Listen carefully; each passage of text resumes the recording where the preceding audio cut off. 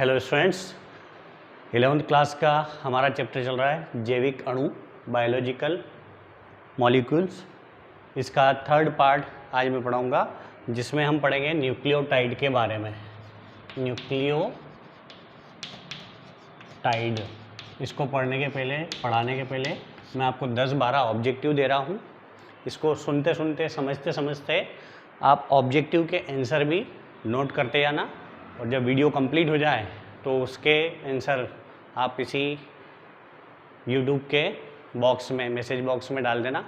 और लगभग जितने भी पढ़ रहे हो तुम अपने फ्रेंड्स को शेयर करो, बायो वाले और भी स्टूडेंट्स होंगे, उनके काम में आ जा सकता है ये। ठीक है, जो पढ़ नहीं पा रहे हैं कोचिंग, उन तक भी ये खबर पहुंच जाएगी कि कैसा चैप्टर चल रहा है, कैसे पढ़ रहे हैं। चलो वो तो खैर फालतू बात है तुम्हारे लिए, मेरे लिए तो महत्वपूर्ण है। तो ये ऑब्जेक्टिव नोट कर लेना सभी जने कि डीआरएनए का दूसरा नाम क्या है। एक तो एक ऑब्जेक्टिव, दूसरा ऑब्जेक्टिव डबल हेलिक्स आरएनए किस में पाया जाता है। तीसरा, डीएनए के नाइट्रोजन क्षार का नाम क्या है। अगला, डीएनए के प्रत्येक कुंडलन की लंबाई कितनी होती है। अगला, ग्लाइकोसाइडिक बंध के द्वारा कौन कौन से अणु जुड़े होते हैं। अगला, सबसे अधिक कौन सा आरएनए पाया जाता है कोशिका के अंदर। अगला, टीआरएनए का अगला नाम या दूसरा नाम क्या है। अगला, सबसे छोटा आरएनए कौन सा है। अगला, न्यूक्लियोसाइड क्या है। टाइड बताऊंगा पहले, साइड भी बताऊंगा। अगला, यूरेसिल क्या है। और आखिरी, किस गुण के कारण डीएनए को आनुवांशिक पदार्थ माना जाता है, किस गुण के कारण। तो ये 10-11 ऑब्जेक्टिव जो दिए हैं, इसके आंसर ढूंढ करके यहीं पर यूट्यूब के ही मैसेज बॉक्स में आंसर लिख देना। क्वेश्चन के साथ आंसर लिखोगे तो ज़्यादा अच्छा रहेगा, क्योंकि मैंने क्वेश्चन तो बोल दिया है, अब लिखा हुआ दिखेगा क्वेश्चन और आंसर तो ज़्यादा सही रहेगा। ठीक है, अब हम पढ़ते हैं न्यूक्लियोटाइड। अभी हम जैविक अणु में जटिल कार्बनिक पदार्थ पढ़ रहे हैं। जटिल कार्बनिक पदार्थ में अपन ने प्रोटीन, वसा, लिपिड पढ़ चुके हैं। अब न्यूक्लियोटाइड के बारे में पढ़ते हैं। न्यूक्लियोटाइड भी क्या है, एक जटिल कार्बनिक पदार्थ है जो कि नाइट्रोजन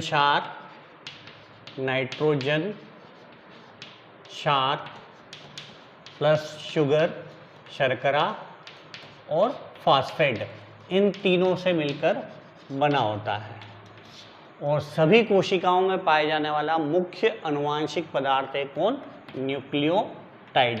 सभी जीवों की कोशिका में पाए जाने वाला आनुवांशिक पदार्थ है न्यूक्लियोटाइड। काय का बना हुआ है, नाइट्रोजन क्षार, शुगर और फास्फेट। नाइट्रोजन क्षार के नाम याद रखना, दो प्रकार के नाइट्रोजन क्षार होते हैं, प्यूरिन और पिरिमिडीन। अब जो प्यूरिन है उसके भी दो सदस्य हैं, याद रखना इन दोनों के नाम, एडिनिन और ग्वानिन। और पिरिमिडिन के दो सदस्य हैं, साइटोसिन और थाइमीन। थाइमीन की जगह डीएनए में तो ये चारों रहेंगे, एडिनिन, ग्वानिन, साइटोसिन, थाइमीन। और आरएनए में थाइमीन की जगह होगा यूरेसिल। ठीक है, ये है नाइट्रोजन क्षार और ये आपस में एक दूसरे से जुड़े रहते हैं। प्यूरिन दोनों एक ही परिवार के सदस्य हैं, पिरिमिडिन दोनों एक ही परिवार के सदस्य हैं, तो इनका बंधन, इनका ब्याह, इनकी शादी या इनका जोड़ा नहीं बनेगा, क्योंकि ये भाई बहन है। अब जोड़ा किसके साथ बनाएंगे, इसका जोड़ा बना देते हैं इसके साथ। ठीक है, एडेनिन किससे जुड़ता है, थाइमीन से। ए हमेशा किससे जुड़ेगा, टी से, और डबल हाइड्रोजन बंध के द्वारा जुड़ा होता है। और ग्वानिन जुड़ा होता है साइटोसिन से या यूरेसिल से। ठीक है, यूरेसिल, इस साइटोसिन, थाइमीन की जगह यूरेसिल बता चुका हूं मैं। ग्वानिन और साइटोसिन कितने, ट्रिपल हाइड्रोजन बंध के द्वारा जुड़ेंगे। तो ये चीज़ याद रखना कि न्यूक्लियोटाइड सभी जीवित कोशिका में पाए जाने वाला जटिल कार्बनिक पदार्थ है, जो नाइट्रोजन बेस, शुगर और फास्फेट से मिलकर बना होता है। और तीनों को एक साथ कहा जाता है न्यूक्लियोटाइड, है ना। तीनों को एक साथ क्या कहते हैं, न्यूक्लियोटाइड। अब इसमें से एक कम कर दें, किसको कम कर दें, फास्फेट को कम कर दें, तो ये दोनों कहलाएंगे न्यूक्लियोसाइड। क्या कहलाएंगे दोनों, न्यूक्लियोसाइड। इसकी डेफिनेशन ऐसे ही बना सकते हैं, इन दोनों को बोलते हैं न्यूक्लियोसाइड। न्यूक्लियोसाइड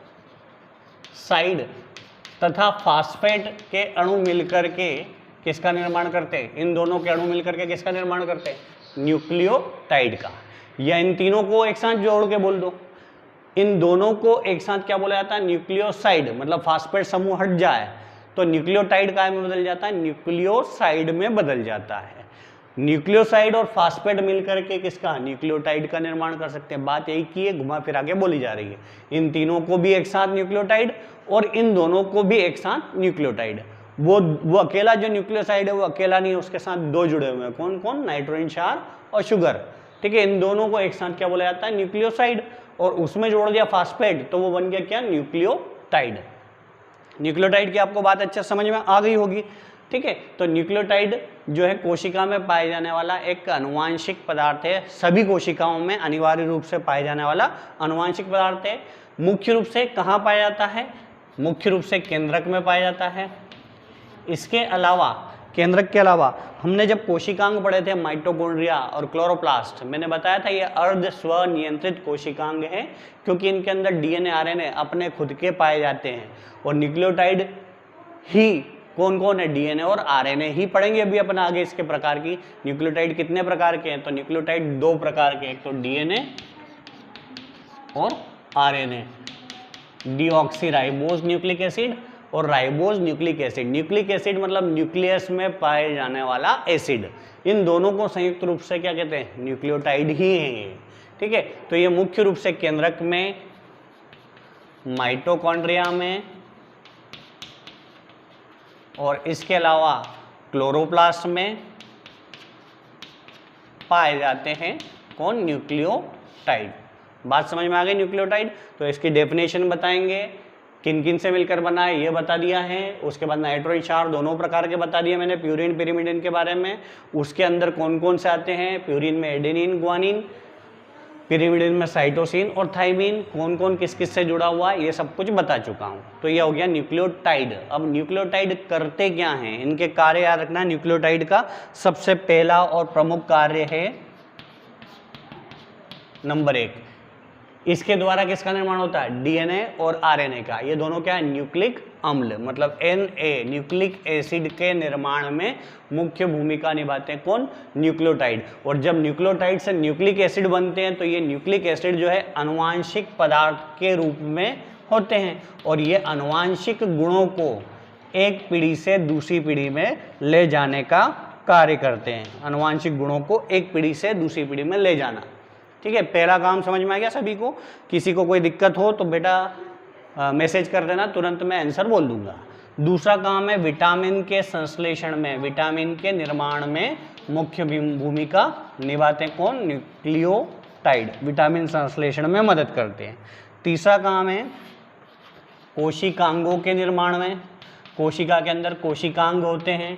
याद है डीएनए और आरएनए जो है किसका निर्माण करते हैं? क्रोमेटिन धागों का। क्रोमेटिन धागों से कौन बनता है? गुणसूत्र, क्रोमोसोम बनता है। क्रोमोसोम से ही केंद्रिका बनती है। तो ये क्रोमोसोम, केंद्रिका, केंद्रक झिल्ली, ये सब किसके द्वारा निर्मित होते हैं? इसी के द्वारा, न्यूक्लियोटाइडों का के द्वारा। तो कोशिकांगों का निर्माण करना अगला काम हो गया इसका। कोशिकांग का निर्माण करना किसका काम हो गया? न्यूक्लियोटाइड का। और चौथा और आखिरी काम इसका ऊर्जा का संचय करना। ऊर्जा का संचय किस रूप में करते हैं? ऊर्जा का संचय सुनना यार ध्यान से। एटीपी आपने सुना होगा, छठी से सुनते आ रहे हो, फटाफट लिख दो। एटीपी का पूरा नाम क्या है? शाबाश, वेरी गुड, एडिनोसिन ट्राइफॉस्फेट। ठीक है, एडिनोसिन ट्राई मतलब 3, किसके अणु? फास्फेट के 3 अणु। फास्फेट के अणु किस में होते हैं? न्यूक्लियोटाइड में भी होते हैं। तो यहाँ पर ऊर्जा का संचय होता है किस रूप में? एटीपी के रूप में, एडीपी के रूप में, एएमपी के रूप में, जीटीपी के रूप में। ठीक है, ग्वानोसिन ट्राइफॉस्फेट। ठीक है, इस रूप में ऊर्जा का संचय करने का काम करते हैं। तो ये हुए हमारे क्या? न्यूक्लियोटाइड। क्वेश्चन बनेगा न्यूक्लियोटाइड क्या है, उसके कार्य लिखिए। अब हम दोनों न्यूक्लियोटाइड के बारे में पढ़ते हैं। सबसे पहला न्यूक्लियोटाइड आएगा अपना कौन सा? डीएनए के बारे में। डीएनए का पूरा नाम आप सब जानते हो, डीऑक्सीराइबोज न्यूक्लिक अम्ल है। क्वेश्चन ये बनेगा डीएनए के डबल हेलिक्स मॉडल को समझाइए या डीएनए के वाटसन क्रिक मॉडल को समझाइए। ठीक है, न्यूक्लियोटाइड में हम कौन सा न्यूक्लियोटाइड पढ़ेंगे? पहले डीएनए, फिर पढ़ेंगे आरएनए। डीएनए का वाटसन व क्रिक मॉडल। वाटसन और क्रिक ने डीएनए के संबंध में 1953 में एक मॉडल प्रस्तुत करा था जिसको डीएनए का वाटसन क्रिक मॉडल कहा जाता है। अब डीएनए के वाटसन क्रिक मॉडल को इन्होंने 1953 में दिया था और प्लस 9 साल बाद मतलब कि 1963 में इसके लिए इन्हें नोबेल पुरस्कार प्राप्त हुआ था डीएनए के खोज के लिए, डबल हेलिक्स मॉडल के लिए। अब डीएनए के डबल हेलिक्स मॉडल के बारे में हम देखते हैं कि वाटसन और क्रिक ने जो डीएनए का डबल हेलिक्स मॉडल बनाया वो किस प्रकार था। इस प्रकार सीढ़ी नुमा रचना के रूप में उन्होंने डीएनए का डबल हेलिक्स मॉडल बनाया। ये एक एक कुंडलन है, ये एक एक कुंडलन के अंदर 10-10 हैं न्यूक्लियोटाइड। तो इसकी संरचना हम समझते हैं कि क्या है इसकी संरचना, किसकी? डीएनए की संरचना। तो डीएनए का पूरा नाम क्या बताया मैंने? डीएनए का पूरा नाम डीऑक्सीराइबोज न्यूक्लिक अम्ल है। इसकी संरचना वाटसन और क्रिक ने 1953 में बताई थी और जिसके लिए 1962 में इनको नोबेल पुरस्कार मिला था। ठीक है, अब इसकी संरचना कुछ तथ्यों के आधार पर देखते हैं कि जो डीएनए का प्रत्येक अणु है, सबसे पहला तथ्य याद रखना, डीएनए का प्रत्येक अणु डबल स्ट्रैंड वाला होता है, 2 धागे वाला होता है, द्विसूत्री होता है। एक धागा ये दिख रहा है, ठीक है, और एक धागा ये लिपटा हुआ, तो इसको बोलते हैं डीएनए का double helix model. Double helix मतलब 2 धागों वाला मॉडल। तो पहली चीज याद रखना है, डीएनए का प्रत्येक अणु कैसा होता है? डबल स्ट्रैंड वाला, 2 धागे वाला होता है, द्विसूत्री होता है, मतलब डबल हेलिक्स होता है। इसमें अपवाद याद रखना, 5 गुणित 174 जीवाणु भोजी विषाणु, ये जो है सिंगल हेलिक्स डीएनए वाला होता है। सारे डीएनए डबल हेलिक्स के होते हैं, पर ये अपवाद है। कौन? 5 गुणित 174 जीवाणु भोजी विषाणु, नाम है इसका। इस जीवाणु भोजी विषाणु के अंदर जो डीएनए है वो कैसा होता है? सिंगल हेलिक्स, मतलब एकल सूत्री होता है। तो पहला शब्द आपको याद रह जाएगा, डबल स्ट्रैंड। डीएनए का प्रत्येक अणु जो है डबल स्ट्रैंड, 2 धागों वाला होता है। ठीक है, डबल हेलिक्स वाला होता है। अपवाद आपको नाम याद रख लेना है। दूसरी चीज याद रखना डीएनए के अंदर आपको कि डीएनए 2 पॉलीन्यूक्लियोटाइड श्रृंखलाओं का बना होता है। न्यूक्लियोटाइड तो आपको पता है कौन कौन? नाइट्रोजन बेस, शुगर और फास्फेट। नाइट्रोजन बेस, शुगर और फास्फेट। अब ये होगी एक नाइट्रोजन, एक श्रृंखला इधर बनेगी और एक श्रृंखला इधर बनेगी। तो क्या बोल रहे हैं? दूसरा पॉइंट, 2 पॉलीन्यूक्लियोटाइड। पॉली मतलब होता है बहुत सारे, बहुत सारे मतलब 1 फास्फेट, 2 फास्फेट, 3, 4, 5, 6, ऐसे 1 sugar, 2 sugar, 3 sugar, 4 sugar, 5 sugar, nitrogen base 1, 2, 3, 4, 5, 6। ठीक है, तो ये बहुत सारे यहाँ पर न्यूक्लियोटाइड इधर, एक श्रृंखला इधर, और बहुत सारे न्यूक्लियोटाइड की एक श्रृंखला इधर। तो देखो कैसे बनाएंगे। डीएनए की बात कर रहे हैं। डीएनए के अंदर प्यूरिन कौन कौन है? अभी बताया था मैंने, एजी। पिरिमिडिन कौन है? सीटी। ठीक है, तो पहले आएगा नाइट्रोजन क्षार के रूप में। पहले किसको लिख देते हैं अपन? क्रम से लिख ले, ए जी सी टी, किसी को भी कहीं भी लिख दो, सी जी ए टी। ठीक है, अब ये नाइट्रोजन क्षार है ए से जो दूसरा नाइट्रोजन क्षार जुड़ेगा वो कौन होगा? याद रखना, एडेनिन से कौन जुड़ता है? एडेनिन से ग्वानिन नहीं जुड़ता है, एडेनिन से थाइमिन जुड़ता है। और कितने बंध के द्वारा जुड़ता है? डबल बंध के द्वारा। ए से टी जुड़ गया, फिर जी से कौन जुड़ेगा? सी, ये भी बताया था मैंने, 3 बंध के द्वारा ए से सी जुड़ जाएगा। फिर सी से कौन जुड़ेगा? जी, कितने बंध के द्वारा जुड़ेगा? 3 बंध के द्वारा। फिर टी से कौन जुड़ा है? ए, थाइमिन से एडेनिन, डबल बंध के द्वारा। फिर अगला जी, ग्वानिन से कौन जुड़ा है? साइटोसिन, कितने बंध के द्वारा? 3 बंध के द्वारा। फिर जी से ग्वानिन से कौन, साइटोसिन 3 बंध के द्वारा, फिर एडेनिन से कौन, थाइमिन डबल बंध के द्वारा, ठीक है, थाइमिन से कौन, एडेनिन कितने बंध के द्वारा, डबल बंध के द्वारा, ठीक है। अभी अपन ने नाइट्रोजन क्षार को जोड़े आपस में, और नाइट्रोजन क्षार आपस में किसके द्वारा जुड़े हुए हैं, हाइड्रोजन बंध के द्वारा। फिर शुगर आती है। अब इसके अंदर एक विशेष प्रकार की शुगर होती है, डीऑक्सी राइबोज न्यूक्लिक एसिड। तो इसके अंदर जो शुगर होती है वो 5 कार्बन वाली होती है, इसलिए इसको पेंटोज शुगर कहते हैं। कौन सी शुगर है इसमें, पेंटोज शुगर। अब ये जो नाइट्रोजन क्षार है, नाइट्रोजन क्षार से कौन जुड़ेगी, अब शुगर जुड़ेगी, ठीक है, नाइट्रोजन क्षार से शुगर जुड़ेगी। और शुगर जो है फास्फोडाइएस्टर बंध के द्वारा, ध्यान रख लेना, शुगर और नाइट्रोजन क्षार आपस में फास्फोडाइएस्टर बंध के द्वारा जुड़े रहते हैं, ये शुगर है। इसको 5 प्राइम सिरा बोलते हैं, और यह है 3 प्राइम सिरा, ठीक है, 3 इधर है, ये 5 है, ये 3 है, 5 3, ये यहाँ पर 1 1 2 3 4 5, ठीक है। तो ये 3 प्राइम सिरा है। इस तरफ उल्टी रहती है शुगर की स्थिति, ठीक है, यहाँ पर 3 प्राइम सिरे से जुड़ी हुई है, यहाँ पर किससे, 3 प्राइम सिरे से कौन जुड़ा हुआ है, नाइट्रोजन क्षार, और शुगर आपस में जुड़ी हुई है, ज़्यादा हो जाएगा इसलिए कम कर देते हैं, ठीक है। तो ये शुगर और नाइट्रोजन क्षार को जोड़ दिया कौन से सिरे से, 3 प्राइम सिरे से। और इधर की ओर ध्यान रखना है 5 प्राइम सिरे से, किससे, 5 से 1 2 3 4, इधर 5 प्राइम सिरा है, ठीक है। 5 प्राइम सिरे से कौन जुड़ी हुई है, शुगर जुड़ी हुई है, इधर शुगर शुगर, ठीक है। याद रखना, एक तरफ 3 प्राइम सिरे से तो दूसरी तरफ 5 प्राइम सिरे से शुगर जुड़ी होती है, किससे, नाइट्रोजन क्षार से। अब नाइट्रोजन क्षार और शुगर के बीच में जो बंध पाया जाता है वो मैं बता चुका हूँ, कौन सा वाला, फास्फोडाइएस्टर बंध। अब आता है अगला कौन, फास्फेट, ठीक है। ये फास्फेट इस 5 सिरे से, इस 5 सिरे से, इस 5 सिरे से और इस 5 सिरे से। और ये जो शुगर है फास्फेट से, याद रखना, ग्लाइकोसाइडिक बंध के द्वारा, कौन से बंध के द्वारा, ग्लाइकोसाइडिक बंध के द्वारा जुड़ी होती है कौन, फास्फेट और शुगर आपस में एक दूसरे से, ग्लाइकोसाइडिक बंध के द्वारा। इधर 5 सिरे से तो यहाँ पे 3 सिरे से, ठीक है, ये 3 सिरे से शुगर, 3 से शुगर। ये इस प्रकार की डबल हेलिक्स संरचना है, किसकी,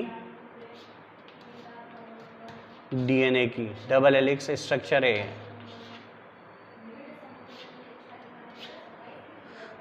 तो ये डबल हेलिक्स स्ट्रक्चर में 2 पॉलीन्यूक्लियोटाइड श्रृंखला, एक नाइट्रोजन क्षार, शुगर और फास्फेट, ये एक न्यूक्लियोटाइड, फिर एक नाइट्रोजन क्षार, शुगर, फास्फेट, दूसरा, तीसरा, चौथा, पांचवा, बहुत सारे न्यूक्लियोटाइड है, इसलिए इसको पॉलीन्यूक्लियोटाइड कहा जाता है। तो एक पॉलीन्यूक्लियोटाइड की श्रृंखला इधर है और एक पॉलीन्यूक्लियोटाइड की श्रृंखला उधर बना दी, तो 2 पॉलीन्यूक्लियोटाइड श्रृंखला का बना होता है डीएनए का अणु। पहली बात डबल स्ट्रैंड, दूसरा है 2 पॉलीन्यूक्लियोटाइड श्रृंखला का, और दोनों पॉलीन्यूक्लियोटाइड श्रृंखला जो है एंटी पैरेलल, मतलब प्रति समांतर क्रम में यहाँ पर ऐसी सीढ़ीनुमा रचना के रूप में पाई जाती है। अगली तीसरी बात याद रखना है, पॉलीन्यूक्लियोटाइड श्रृंखला के बाद प्रति समांतर शब्द मैंने बता दिया है, प्रति समांतर, प्रति समांतर मतलब होता है एक सिरा जो है वो 3 प्राइम सिरा होता है, एक तरफ का ये सिरा 3 प्राइम सिरा है, तो उधर का सिरा 5 प्राइम सिरा है, ठीक है, इधर 3 तो उधर 5 प्राइम सिरा, ठीक है, प्रति समांतर क्रम में जुड़ी होती है। चौथी बात याद रखना है, प्रति समांतर सिरे के बाद अगली बात है अपना नाइट्रोजन बेस या नाइट्रोजन क्षार। बता चुका हूं मैं किसके द्वारा जुड़े हुए हैं आपस में, नाइट्रोजन क्षार। ये नाइट्रोजन क्षार और ये नाइट्रोजन क्षार दोनों आपस में किसके द्वारा, हाइड्रोजन बंध के द्वारा जुड़े होते हैं। किसके द्वारा, H बंध, हाइड्रोजन बंध के द्वारा आपस में जुड़े हुए होते हैं। चौथी बात हो गई। पांचवी, 5 7 8 बात है जिनसे पूरी संरचना समझ में आ जाएगी। अगली बात याद रखना है अपने को कि कौन कौन किससे जुड़ा हुआ है। अब कौन, नाइट्रोजन क्षार और शुगर, नाइट्रोजन बेस और शुगर किसके द्वारा जुड़े हुए हैं, अभी बताया था डाइएस्टर बंध के द्वारा। ठीक है, उसके बाद कौन कौन जुड़ रहे हैं? शुगर और फास्फेट। अगले नंबर पे, छठा नंबर पे बताएंगे, शुगर प्लस फास्फेट किससे जुड़े हुए होते हैं? दोनों आपस में ग्लाइकोसाइडिक बंध के द्वारा आपस में जुड़े हुए होते हैं। सातवीं बात याद रखना कि पूरे डीएनए के जो कुंडलन है उसमें एक कुंडलन की लंबाई जो होती है वो 34 एंगस्ट्रॉम होती है। कितनी होती है? एक कुंडलन की लंबाई, छठे नंबर पे, कुंडलन की लंबाई कितनी एंगस्ट्रॉम होती है? 34 एंगस्ट्रॉम होती है, 34 एंगस्ट्रॉम। और एक कुंडलन के अंदर 10 न्यूक्लियोटाइड होते हैं, मतलब 34 एंगस्ट्रॉम बटे 10 बराबर 3.4 एंगस्ट्रॉम। मतलब प्रत्येक न्यूक्लियोटाइड के बीच की दूरी कितनी है? 3.4 एंगस्ट्रॉम। ये तो क्या हो गया? कुंडलन की लंबाई। अब इसका व्यास देखें, मतलब चौड़ाई देखें, तो ये चौड़ाई कितनी होती है इसकी? 20 एंगस्ट्रॉम। ठीक है, इसका व्यास कितना हो गया? व्यास 20 एंगस्ट्रॉम होता है। इतनी बात समझ में आ गई? फिर से देखते हैं अपन। डीएनए का प्रत्येक अणु डबल स्ट्रैंड वाला, 2 धागे वाला होता है। अपवाद बता दिया, जीवाणु, भोजी, विषाणु कौन सा वाला? 5 × 174। दूसरा, 2 पॉलीन्यूक्लियोटाइड श्रृंखला दिख रही है आपको। ठीक है, तीसरी बात, प्रति समांतर, मतलब एक दूसरे के एंटी पैरेलल होती है, आमने सामने होती है। एक तरफ 3 प्राइम सिरा होता है तो दूसरी तरफ 5 प्राइम सिरा होता है। मजा आ जाएगा बेटा, ध्यान से समझोगे तो, है ना। और डबल से देख लेना अगर लग रहा हो तुमको कुछ दिक्कत। प्रति समांतर क्रम में मतलब एक दूसरे के एंटी पैरेलल, एक तरफ 3 प्राइम सिरा, दूसरी तरफ 5 प्राइम सिरा। नाइट्रोजन क्षार आपस में किसके द्वारा जुड़े हुए हैं? हाइड्रोजन बंध के द्वारा। नाइट्रोजन क्षार मतलब नाइट्रोजन बेस, और शुगर फास्फोडाइएस्टर बंध के द्वारा जुड़े हुए हैं। शुगर और फास्फेट ग्लाइकोसाइडिक बंध के द्वारा जुड़े हुए हैं। उसके बाद प्रत्येक कुंडलन, इस डीएनए के डबल हेलिक्स में एक कुंडलन की लंबाई कितनी बताई मैंने? इस एक कुंडलन की लंबाई जो है वो 34 एंगस्ट्रॉम है। और एक कुंडलन के अंदर 10 न्यूक्लियोटाइड है, मतलब पॉली न्यूक्लियोटाइड हो, पॉली मतलब बहुत सारे न्यूक्लियोटाइड। तो एक न्यूक्लियोटाइड से दूसरे न्यूक्लियोटाइड के बीच की दूरी कितनी बता दी मैंने? 3.4 एंगस्ट्रॉम होती है। उसके बाद 3.4 एंगस्ट्रॉम, उसके बाद व्यास बता दिया कितना एंगस्ट्रॉम का हो गया? 20 एंगस्ट्रॉम का। और कौन कौन किस किस से जुड़ा हुआ है? एडेनिन किससे जुड़ा हुआ है? एडेनिन वहाँ देखो थायमिन से जुड़ा हुआ होता है, कितने बंध के द्वारा? 2 बंध के द्वारा। और साइटोसिन किससे जुड़ा होता है? ग्वानिन से, कितने बंध के द्वारा? 3 बंधों के द्वारा आपस में जुड़ा हुआ होता है। और लास्ट बात याद रखना, प्रत्येक व्यक्ति का जो डीएनए होता है उस डीएनए के अंदर, डीएनए में इस न्यूक्लियोटाइड का एक निश्चित और विशिष्ट सीक्वेंस क्रम होता है जिसके द्वारा डीएनए फिंगरप्रिंटिंग आपने सुना होगा। लेबोरेटरी में जब जांच होती है, कातिल की या बाप की पहचान करनी होती है तो डीएनए टेस्ट करते हैं, क्योंकि डीएनए टेस्ट जो है प्रत्येक व्यक्ति के अंदर जो डीएनए है उस डीएनए का न्यूक्लियोटाइड है वो एक विशिष्ट प्रकार का होता है और एक विशिष्ट क्रम वाला होता है। तो ये अपना क्या हुआ है? डीएनए एक हुआ है अभी अपना न्यूक्लिक एसिड जिसका नाम है डीएनए। करेगा क्या? हाँ, एक याद रखना, इसके अंदर विशेष गुण पाया था डीएनए के अंदर, स्वतः द्विगुणन, मतलब एक विशिष्ट गुण है स्वतः द्विगुणन, मतलब रेप्लिकेशन, मतलब अपने आप स्वयं की संख्या को बढ़ाने की क्षमता। और इसी गुण के कारण, इस खास गुण के कारण ही इसे आनुवांशिक पदार्थ माना जाता है। इसी गुण के कारण, वैसे आरएनए भी आनुवांशिक पदार्थ है, पर आरएनए जो है पादप, केवल पादप विषाणु का आनुवांशिक पदार्थ है, और बाकी सभी जीवों का आनुवांशिक पदार्थ कौन है? डीएनए। उसका विशेषता, उसका कारण ये है कि इसमें कौन सा गुण है? स्वतः द्विगुणन की क्षमता पाई जाती है। तो ये हुआ हमारा डीएनए। अब डीएनए के बाद अगला न्यूक्लिक एसिड देखते हैं अपन, आरएनए। अगला कौन है? आरएनए के बारे में देखेंगे। आरएनए का पूरा नाम आपको याद ही है, राइबोज न्यूक्लिक एसिड, है ना। इसके अंदर 2 चीज़ों का अंतर है डीएनए से। डीएनए के अंदर जो शुगर है वो 5 कार्बन वाली पेंटोज शुगर है, और आरएनए के अंदर जो शुगर है वो राइबोज शुगर है।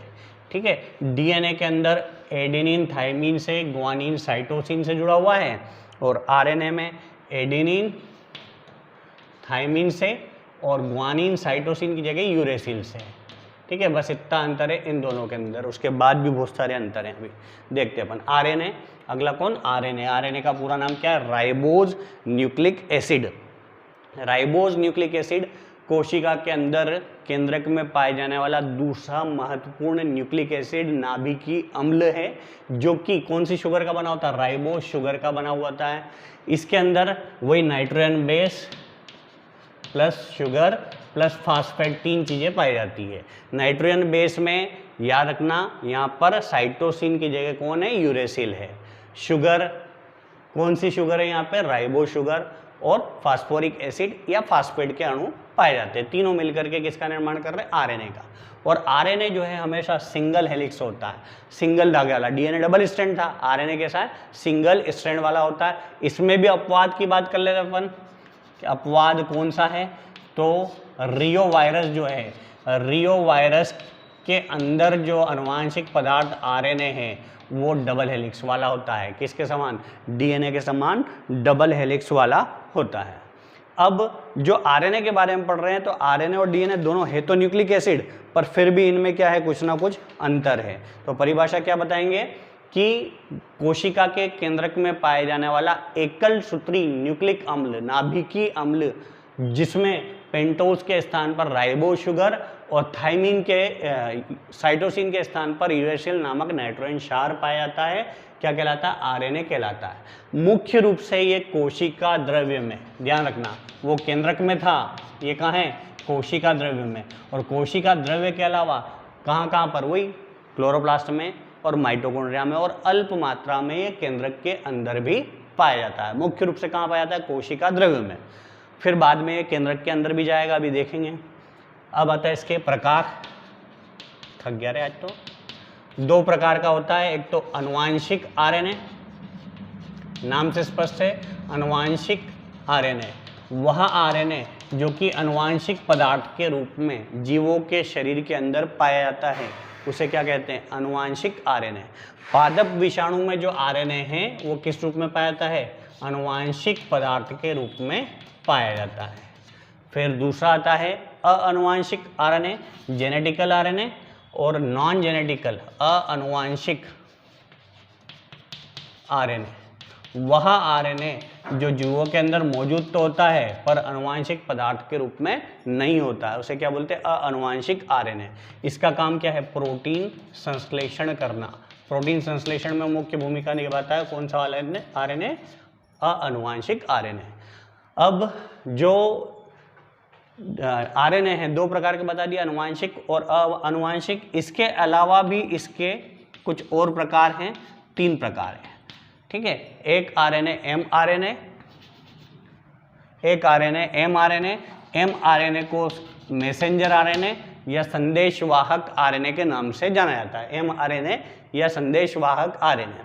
इस एम आरएनए को संदेशवाहक आरएनए या मैसेंजर आरएनए कहते हैं। ये आरएनए पाया जाता है कोशिका द्रव्य में, ठीक है, कोशिका के अंदर, केंद्रक के अंदर, यहाँ पर कोशिका द्रव्य में पाया जाता है कौन, एम आरएनए।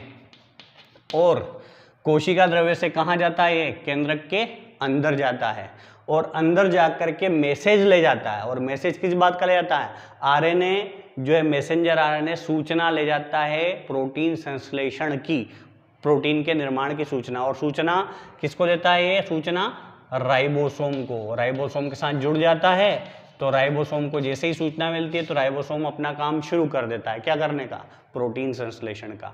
एम आरएनए का निर्माण कोशिका के अंदर केंद्रक में होता है डीएनए के द्वारा। किसके द्वारा होता है इसका निर्माण, डीएनए के द्वारा, इसलिए इसको डी आरएनए भी कहा जाता है, स्मॉल डी और कैपिटल आरएनए, याद रखना।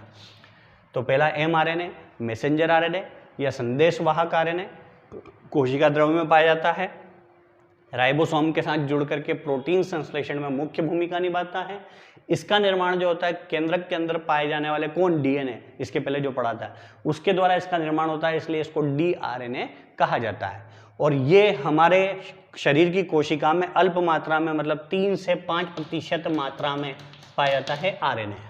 कितना, 3 से 5%। फिर दूसरा आता है टी आरएनए, ट्रांसफर आरएनए, स्थानांतरण आरएनए, या इसको एस आरएनए भी कहते हैं। एस मतलब सॉल्यूबल आरएनए, सॉल्यूबल मतलब होता है घुलनशील आरएनए, सबसे छोटा आरएनए ये, ठीक है। इस एस आरएनए या टी आरएनए को ही सबसे छोटे आरएनए की संज्ञा दी गई है, ठीक है। ऑब्जेक्टिव के उत्तर आपको मिलते जा रहे हैं बेटा, ध्यान से अगर सुनते जाओगे सब कुछ मिलता जाएगा। तो टीआरएनए ट्रांसफर आरएनए, इसका काम है मैसेंजर आरएनए से सूचना को लेना और सूचना को लेकर के प्रोटीन संश्लेषण में सहायता करना, टीआरएनए। इसको सॉल्युबल आरएनए या घुलनशील आरएनए भी कहते हैं, सबसे छोटा आरएनए है। ये कोशिका के अंदर लगभग 5 से 10% मात्रा में, 10 से 15% मात्रा में ये वाला आरएनए पाया जाता है। आखिरी आता है mRNA, rRNA, rRNA, ribosomal RNA. किस पर पाए जाने वाला? राइबोसोम पर पाए जाने वाले आरएनए को राइबोसोमल आरएनए कहा जाता है। सबसे ज़्यादा यही वाला आरएनए पाया जाता है। एक कोशिका के अंदर लगभग 80% कौन सा वाला आरएनए पाया जाता है? आरआरएनए पाया जाता है। तो ये हुआ है हमारा आरएनए।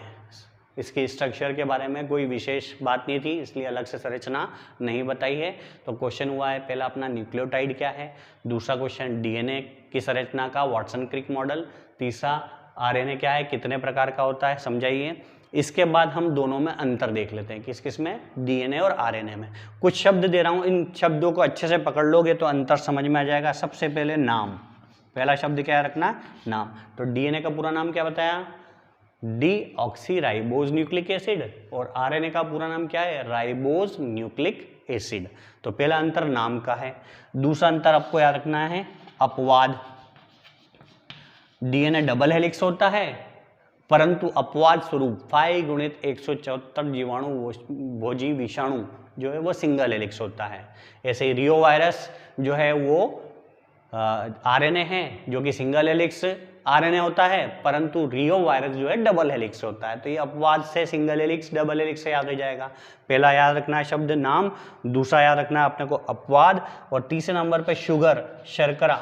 डीएनए के अंदर कौन सी शर्करा थी? डीएनए के अंदर पेंटोज शर्करा थी। और आरएनए के अंदर कौन सी शर्करा है? आरएनए के अंदर राइबोज शर्करा है।